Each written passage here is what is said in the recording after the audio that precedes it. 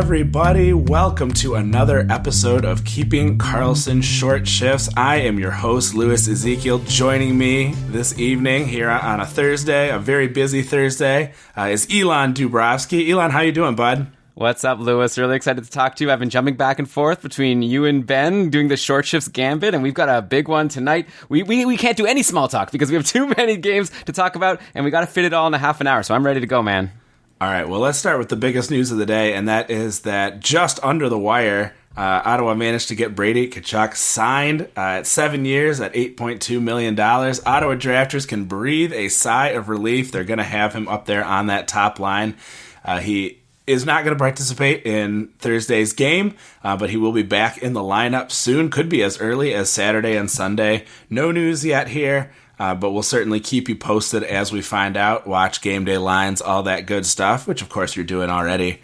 Any thoughts on the impact of Tkachuk's return? Obviously, no one's like picking him up off the waiver wire, but what do you think?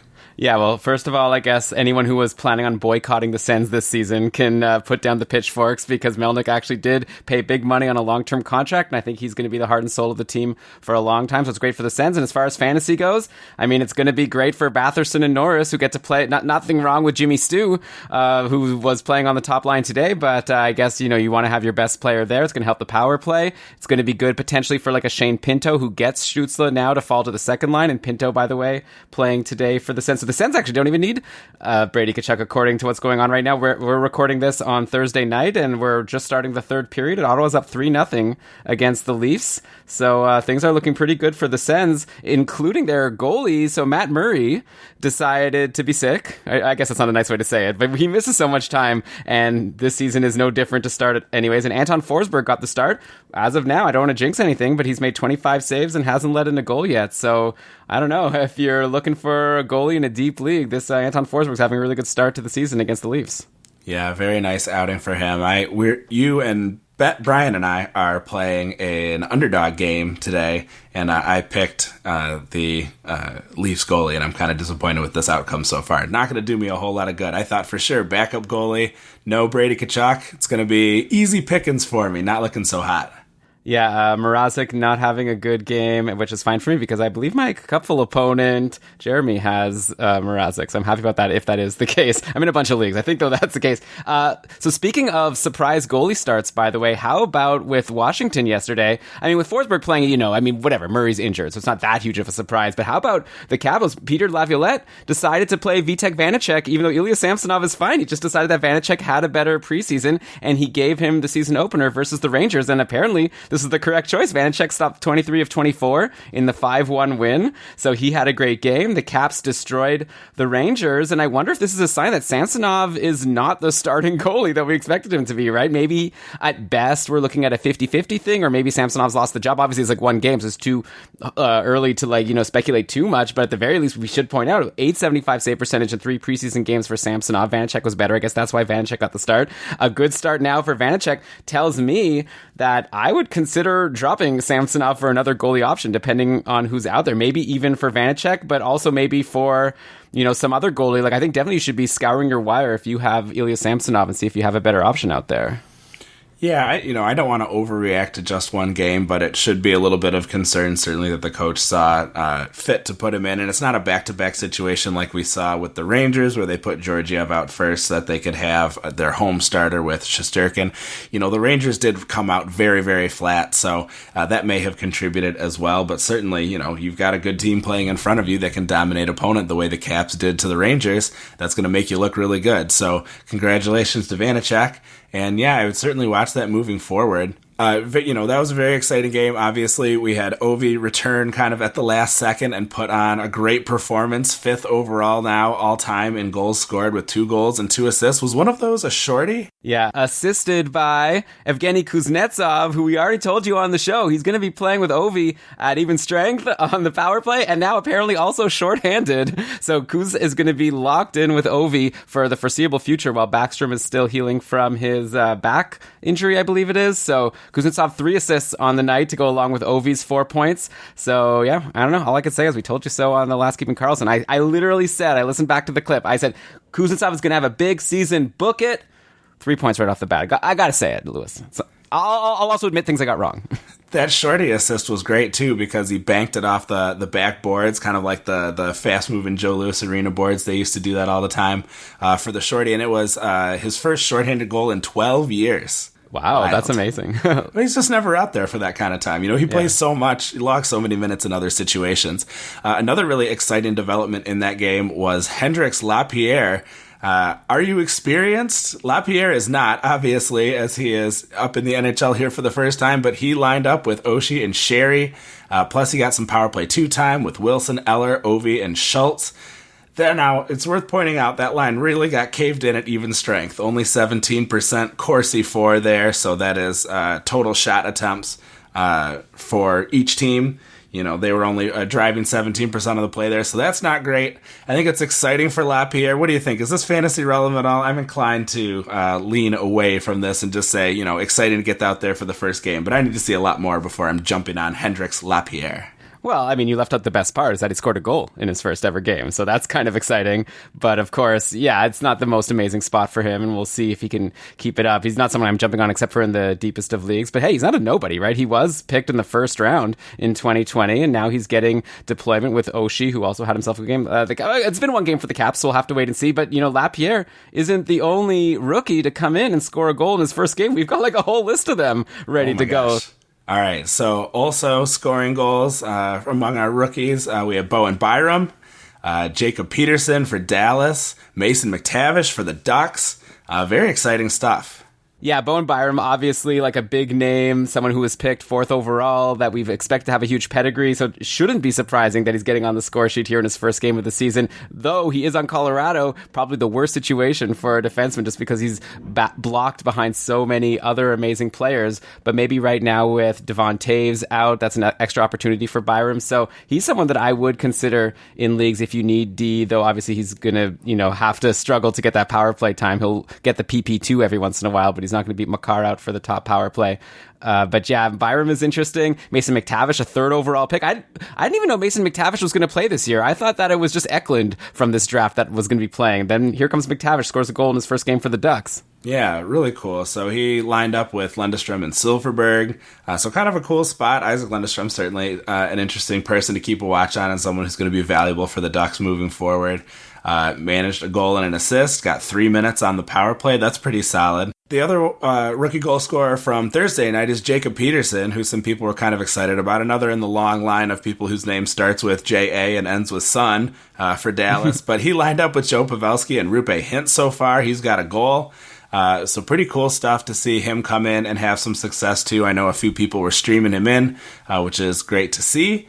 So someone else, you know, maybe to keep an eye on another potential rising star out there in Dallas. Yeah.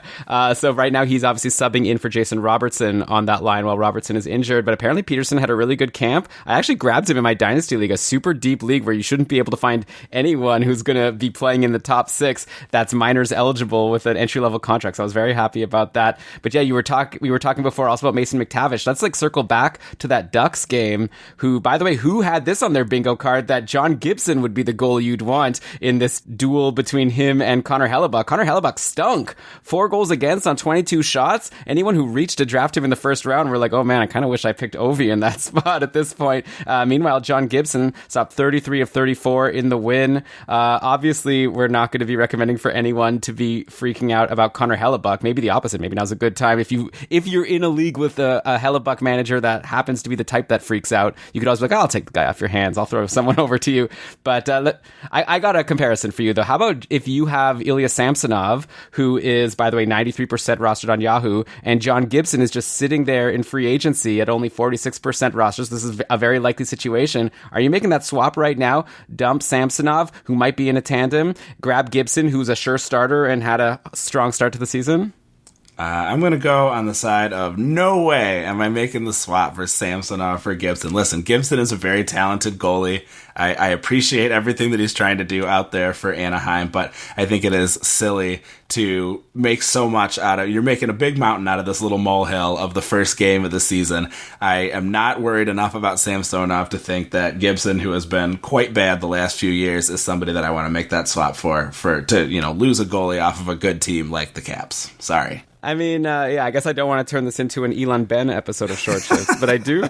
I don't know. Like, don't forget that Samsonov has never really been the starter on Washington, right? Like, last year, Vanacek also got a bunch of games because Samsonov was sick, and obviously there's lots of good excuses for why Samsonov hasn't, like, taken a hold of that starter's job, but it is a little concerning. But yeah, if you could wait, maybe here's the advice. Grab Gibson if you can, maybe drop a forward. I don't know, try to figure out a way to get him on your roster so you could have dibs because someone else is going to grab him soon. He's not going to stay at 46% rostered, I don't think. Also, Anaheim has that good schedule. They play on a lot of off-day games, which is really handy. If you have 2 goalie spots and you have 3 goalies, you might be able to still get all their games. And then, yeah, sure, hold on to Samsonov a bit longer. But I don't like these tandem goalies, Lewis. But anyways, okay. No, I got you. I think it makes a ton. I understand where you're coming from, and certainly there's some worry, especially if they're going to be splitting things right down the middle. I totally understand where you're coming from, but I don't want to have, I don't think we should be swinging wildly here in the early season. Fair. It's going to be a long, long season. Longer than last year. I think we got to pace ourselves a little bit and not panic too early because you don't want a mistake that's going to haunt you for the rest of your season here in week 1, right? Yeah, no, I hear you. By the way, speaking of panic, I wonder if anyone's panicking about Trevor Zegras. We talked about Mason McTavish scoring a goal in that game. Trevor Zegras, the rookie on Anaheim that everyone was a lot more excited about, he didn't really do anything. Yeah, so Zegras he saw less than 10 minutes at even strength. He put up 2 shots, but no other stats of note. Maybe this is just the growing pain that owners are going to have to endure, right? He's getting into the league. He's kind of getting used to things. And I know it's tough to say that when you have Mason McTavish, who is also just bursting into the league and having all this success early on. But, maybe it's just a matter of the bounces going his way in this first game. So I think it's another wait and see. He's going to get great deployment. I think that we got to be a little bit patient with Zegras. He got some nice power play time equal to McTavish. So I think that's another one to put a pin in and just see where it goes. Because if you picked up Zegras if you picked him up to be a 60-point guy, he's not going to put up a point in every game. So let's give him a chance to at least get out there for one more and see if he can't, slowly earn that trust and start to see his minutes get a boost. Yeah, it's always tricky at the start of the season. You've got like your players who you drafted, and if they don't have a good first couple of games, and especially if like they're not getting good deployment, like you said, less than 10 minutes for Zegras, and then you see people in your free agency just popping off, you get jittery. And if you're in a 1-year league, sometimes it does become justified to drop Trevor Zegras, who hasn't proven anything yet. But yeah, I agree with you. Like, let's give him 1 or 2 more games. Anaheim plays tomorrow, right? So you could at least see a Friday game, and then we could reassess maybe over the weekend. I assume you're going to say no, but it's maybe kind of tempting for some people even to drop Zegras for someone like a Danton Heinen, who just scored his second goal in 2 games today. Someone we mentioned on Keeping Karlsson that we were interested in for the very short term while he was on the top line with Jake Gensel. And yeah, he scored a goal in that game on that top line versus Tampa Bay. Also took 4 shots. Then today he's been bumped because Gensel is back, but he still managed to score a power play goal from the second power play, taking a lot of shots again. Is there a chance that Danton Heinen is someone that we're going to be mentioning on this show like more than this time and last time? I mean, it's pretty interesting. We got to obviously wait and see what things look like when the 2 top centers get back. People are going to get pushed down the lineup when Crosby returns, and obviously Malkin is further off. But if he can hold on to that second line even when Malkin gets back, that could be something that potentially could be quite interesting. I don't know how all that is going to shake out in terms of, what the lines are look like, so I don't want to guess too much. But he certainly does seem to be enjoying himself in Pittsburgh. And, really nice to see him be productive from power play, too. Not something that we necessarily were expecting with as thin as the Penguins are right now towards the top of their lineup there. Some other interesting folks we could talk about over on the West Coast are Niels Höglander and Oliver Ekman-Larsson. Both had some flashes for Vancouver during the Wednesday night slate. Höglander, now he was down on line 3 and played on power play 2, only 30% of the power play time, but he definitely flashed some exciting skill. He set up both Vancouver goals. He took 4 shots. I really don't love him in that current deployment, and obviously Besser is coming back, so that kind of puts a ceiling on, how far he can move up the lineup, but Definitely someone who, we've been watching for a couple years now with some interest. So that's a guy that I've got my eye on and that I've watched listed in some places where he's available. Of course, he's against me in Cupful this week, so his very successful night, I was looking at kind of with a glare, but, from a neutral standpoint, it's cool to see Höglander get it together and have some success. OEL also, Elon, did we make too much of a contextless photo of a bag skate early in the preseason when we all decided that OEL was washed? He posted a power play goal, took 4 shots, and delivered 3 hits. He got 24 minutes of ice time, including 4:28 on a good-looking second power play with Höglander, Pearson, and Garland. I don't know, some people predicted that maybe he would have a bit of a resurgence now that he had a little bit more of a supporting cast in Vancouver and had gotten himself out of Arizona after all this time. Is this someone you're interested in looking at as maybe a 4th D? Yeah, I mean, the thing with OEL is he doesn't even need to have a resurgence. Like last season, he had 24 points in 46 games. It's a 43-point pace. That's pretty good for a 4th D in a deepish league. And, if he can keep up getting this deployment, which it sounds like, I don't see why not. If he's going to play 20-plus minutes, like maybe all of a sudden OEL is getting a little bit better deployment than he was seeing in Arizona at the end there. So, yeah, I mean, I'm not going to go crazy over OEL, but he's definitely not a nobody, right? I definitely like the start he had. 4 shots on goal also is nothing to sneeze at. So I like him a lot more actually than Höglander, who had those 2 assists, but he was on a line with Matthew Highmore and Jason Dickinson. So I don't think he's going to be able to keep up that production. And like you said, Besser's coming back, so that deployment's probably only going to get worse. Though of course the Canucks could always shake things up. So he's someone to watch. But yeah, I definitely would be more interested in OEL than in Nils Höglander moving forward. But yeah, interesting to see. Too bad they couldn't score any goals against the Oilers in that shootout. So they still lose game 1. But hey, pretty good for them to come back late in the 3rd period to get the single standings point there against McDavid and the Oilers. I feel actually pretty fortunate. My opponent in the Cupful has McDavid, only 2 assists. I'll take it. If he could just get 2 assists also on Saturday, no goals, that's fine with me. I feel like I'm getting out a little bit unscathed. Yeah, absolutely. Yeah, so I would be looking at OEL if I've got someone, like peripherals guy down at the bottom of your defensive list, an Asa Lindell, a David Savard, or a couple guys that I have in some leagues where they're kind of there to put up some points just by blocking pucks and that sort of thing. And I think OEL's got a little more upside than those folks if he is available. So it's maybe someone who is worth taking a look at there. Yeah, definitely. How about... you said the other day you couldn't swing a hockey stick without hitting a podcast that was talking about Tyler Johnson deployed up there on the top line in Chicago. But we saw that, that didn't last too long, right? Yeah, that did not go well in the first game for Chicago versus Colorado. These new look lines, Colorado jumped out to an early lead, and Tyler Johnson was quickly bumped down the lineup by Colleton. So he ended up as a -3 on the night. He had 4 PIMs, so I'm sure they didn't like those penalties. Just no shots. So just like anyone who added him and was excited about him, not excited at all. Henrik Borgstrom took over on the top line. So I'm sure a lot of people are panic dropping Tyler Johnson, and maybe in some leagues it's worthwhile to do that depending on who you're dropping him for. Though it is worth pointing out that Coach Colleton did an interview after the game, and he said that he's planning on going back to the old lines for their next game on Friday versus New Jersey. And you know what? New Jersey, I think they're going to be a decent team, but they're not as good as Colorado. They're even not as good as a McKinnon-less Colorado like they were in the last game. So I still think there's a chance that Tyler Johnson can click. Like, it's just such good line mates, right? If you're playing with Kane and DeBrincat, it's going to go well. Obviously, Chicago just couldn't keep it together against the Avs, but we'll see what happens. So if, like, Tyler Johnson was dropped in your league and you could stream him in for Friday's game versus New Jersey, I'd give him another shot because, at the end of the day, it's one game, and we were excited all preseason, and yeah, he had a bad game, but let's see if he can hold that spot and see what he can do. Yeah, I think our fantasy managers should be taking a page out of Jeremy Colleton's book and saying, okay, look, maybe those first couple nights didn't go the way we wanted, but that doesn't mean we're going to jettison the whole roster and throw everything into a blender. These are things that we worked on. Going into Colorado is never easy.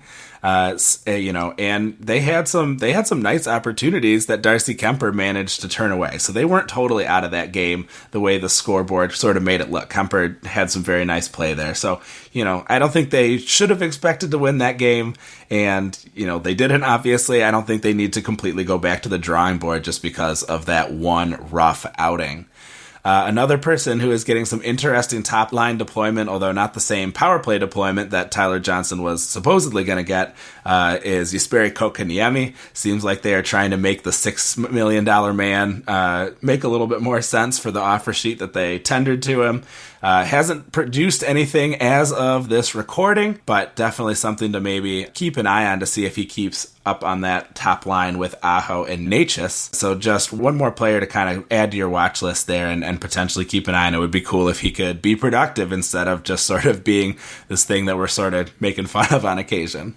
Yeah, well, I mean, so far, we're 2 periods in this game versus the Islanders. Carolina's up 4-3, and Kotkaniemi, sure, he's on the top line, but he's -1, has no shots, just a couple hits. Yeah, there you go. 2 hits is your stat sheet, so we'll see how long this lasts. Another top-line guy, by the way, I wanted to bring up was Nazem Kadri, who was a temporary top-line guy in that game for Colorado, and he had himself a great game, right? 1 goal and 1 assist, 5 shots on goal. Both of those points came at even strength, playing with Landeskog and Rantanen, which is a nice place to be while McKinnon is out, but not to take away from Kadri, but those line mates probably helped him have that successful night, and he's probably going to be going back. Oh, he's almost definitely going to be going back to playing with Burakovsky and Nichushkin once McKinnon is back. And actually, in the next game, Landeskog is going to be out as well because he's suspended for a couple of games. But yeah, I wonder if, again, like it's so early, so I don't know what you can pull off in your league. So I'm just throwing some things out there, throwing stuff at the wall. But if you can try to trade Nazem Kadri right now, especially if he has, like, let's say another good game in his next outing, and maybe the other managers are just kind of like forgetting or not realizing that McKinnon is going to come back and Kadri's not going to have a sweet deployment for long,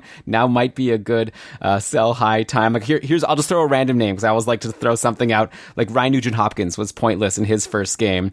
Maybe you could find someone who would accept a Kadri for RNH trade, and I would definitely do that and take RNH. But obviously, also at the same time, Kadri's not nothing, and so if you drafted him, feel good about yourself, but also don't expect this amazing deployment and production to hold for the whole season. Yeah, for sure. And like you said, maybe make a move on that sooner rather than later, since Landeskog is going to be out suspended for 2 games for boarding Kirby Dach. So keep it together there, bud. We don't want to see you suspended any more than you need to be. That top line is getting decimated. We're going to have, Rantanen all by his lonesome there, more or less. Let's jump over to Buffalo. We've got a wild one going on. Obviously, things could change. There's still half a period left. But anybody who jumped on Sam Montembeault thinking that this was going to be a great opportunity to get an easy win over a really bad team, it's not looking so hot as Buffalo leads 5-1 over Montreal.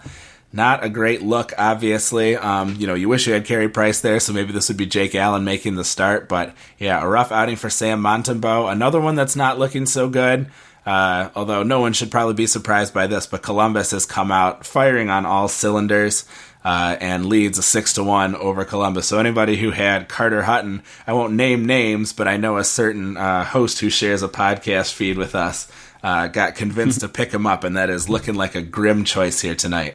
Yeah, I think that's Vejmelka backup on Arizona is going to be getting a game before too long if he hasn't already gotten in today, 6-1. And then, yeah, Montembeault having this crappy game against Buffalo. And yeah, we could blame it a bit on Montembeault, but also, hey, Buffalo, I don't know. Let's not get too crazy, but it's surprising that they're able to score 5 goals. And the one goalie that we talked about is not being of much interest that is playing well out of, Carter Hutton, Montembeault, and Craig Anderson. It's Craig Anderson who's actually having himself a night, right? He's stopped 25 of 26 so far. Like you said, there's still half a period to go, but obviously maybe not every game will be against a Habs team that is struggling, but this Craig Anderson, he's not done yet. And he didn't play much last year, but he got in a playoff game and he still looks strong. So yeah, he's 40 years old, but clearly he's still got a little bit of game left. So if you're in one of your super deep leagues, here's a crazy one for you, Lewis. Who'd you rather have, Craig Anderson or Anton Forsberg? If you need a goalie, you're desperate for a goalie in a league where there's no one available except for those 2 guys. I think I will take Forsberg. Reinforcements are on the way. Maybe he can, play his way into a few more starts while you're having Matt Murray, on the recovery. Matt Murray has not been, all that spectacular himself, so maybe he can work his way into like a 1A, 1B type situation on a sort of okay Ottawa team. I guess that's the way I'm leaning right now. Okay, yeah, that's fair. And I should point out, I might have to eat a little crow because Jeff Skinner, 2 assists so far today. I'm not going to get too crazy because this is against Sam Montembeault who's struggling, but I did say on our Discord that to people who are excited about a Jeff Skinner resurgence, I was like, I'll believe it when I see it, and sort of was poo-pooing it, but so far, good game for him. All right, let's finish off in Columbus. You were bringing up that Columbus-Arizona massacre. It's now 7-1 for Columbus. I'm going to assume as I bring up the box score now, Carter Hutton's been in for all 7 goals against. Wow, anyone who streamed in Hutton Hutton is eating it right now. That's a shame. But apparently one of our Keeping Karlsson co-hosts made a prediction that's looking like it might be right.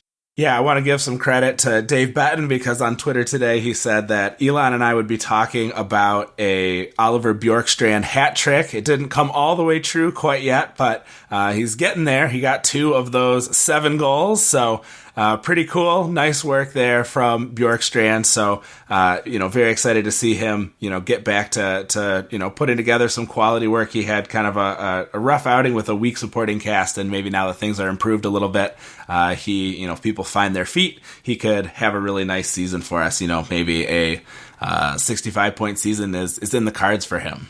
Yeah, I mean, obviously, let's see what he can do, not against Carter Hutton, but for sure, a nice start for Bjorkstrand, nice start for Laine, everyone's getting Voracek, all the people we were excited about in the preseason. The answer was any of the above would have been someone good to stream, at least for this first game. Texier got a goal, Max Domi in his first game in a while, 1 goal and 2 assists so far, Boone Jenner got in on it, Cole Sillinger, everyone on the team, Roslovic, everyone's getting a point. Okay, let's end the show with a couple late-breaking news injuries that we're just learning about as we're recording. Yeah, so we've got some stuff going on here that's worth keeping an eye on. Obviously, we'll have more updates as we continue, through tomorrow and get some updates. So watch out on Twitter at Keeping Karlsson and at Short Shifts KK. We'll try to keep you informed. But it looks like Braden Holtby has left the game between Dallas and the Rangers, and Khudobin is in. So that might mean that, we were surprised maybe to see Holtby get the start here, but it might be Khudobin moving forward for the next little while, and maybe Ettinger gets pulled back up. We also saw Mrazek leave right at the end of the second period. So that's another goalie tandem that if it suddenly becomes a clear one and backup type situation, I think that's going to be something to watch out for. Yeah, and the Leafs, by the way, starting to come back in this game versus the Sens. It was 3-0 when we started recording. Now it's 3-2 with Jack Campbell has stopped all 9 shots that he's faced after Mrazek left. So yeah, right now, anyone who drafted Campbell, who obviously he fell in drafts because we expect to be a tandem with Mrazek right now. I mean, you obviously don't want to be like a bad person, be wishing ill on Mrazek, but if you have Campbell on your team, you're like, take your time, Mrazek. You just want to make sure you come back at 100%. And don't forget, also last year, Mrazek missed a bunch of time for Carolina. So this is a situation that might not be great for the Leafs, but definitely could be good for Jack Campbell fantasy managers. Man, what a crazy night. I'm excited to go and watch the rest of these games. This felt like a whirlwind. I can't believe the show's almost over. I feel like there's so much more to talk about, but I guess that's what Brian and I are going to do on Sunday when we'll have more time to really breathe it all in and talk about the first week of NHL action. Absolutely. It has been totally wild. It is a completely different animal recording in season. We've got games actively going on as we record. We've got so much more news to discuss. It's not just a bunch of speculation. That's what makes this time of season so great is we can stop wondering a little bit and we can start knowing a little bit. And I really enjoy that aspect of it. So thanks everybody who is tuning in. Thank you as always for downloading and listening to our show. We so appreciate it. Please consider becoming a patron of the show. Check out keepingkarlsson.com/patron. We would love to have you. Our Discord is just buzzing. We've got our Discord zebras who have just done such a fantastic job making it a really useful and interesting place. It is crazy, all of the innovation that we see going on in there. So thanks especially to Kevin Hebert, Jeremy Versillo, John Newhold for all the great work they're doing there. It's been really fun. Elon, thanks so much for joining us on the show tonight. I hope you had a good time. I had a great time, and I have one last thing I want to throw out before I leave. Watch out for this William Nylander season, okay? This guy already has 1 goal and assist today. Both of these goals by the Leafs late in the game. He got one of them, assisted on the other. He also scored in the first game versus Montreal. 5 shots in that first game. He's got 6 shots today and counting. We saw Nylander really break out in the playoffs last year. He was one of the best players on the team, and now he's starting this year super hot. We've never seen Nylander have that huge 70-plus point season that we expected him to be able to put up when he signed that big contract. This might just be the one. He's looking really good so far, and in fantasy, when you're multi-category leagues with shots on goal counted, woo, I'm definitely liking 11 shots through 2 games. Yeah, absolutely. And there's so many more players that we're going to get to see do this kind of great, exciting stuff and maybe start to break out the season. Elon, this has been awesome, but we got to bring the show to a close. Thanks for joining us, and until we see you next time, play smart and keep your shifts short.